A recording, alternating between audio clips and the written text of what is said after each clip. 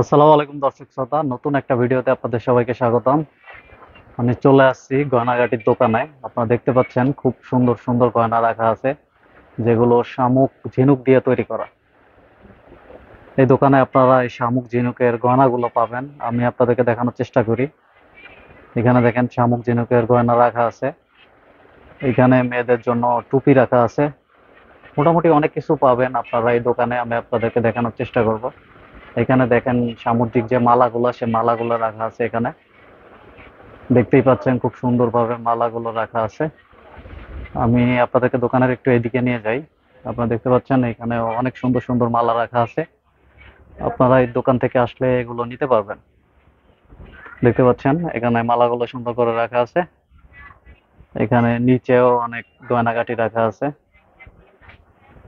এই দোকানে মূলত মেয়েদের অনেক জিনিস আপনারা পাবেন, এই দোকানে আসলে খুব সহজেই পেয়ে যাবেন।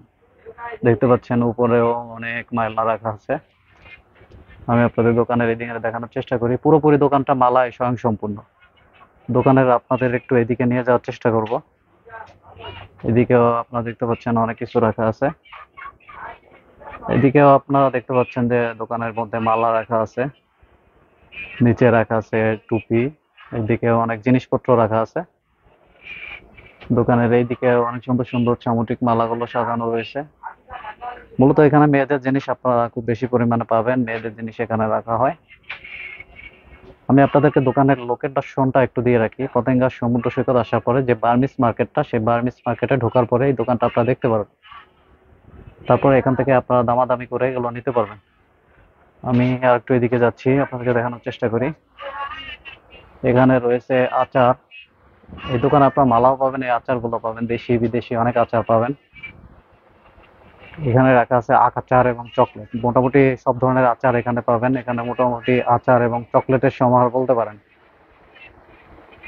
দেখতে পাচ্ছেন অনেক আচার রাখা আছে।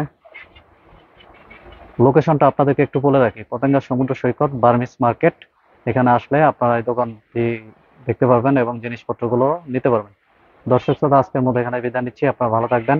আল্লাহ হাফেজ।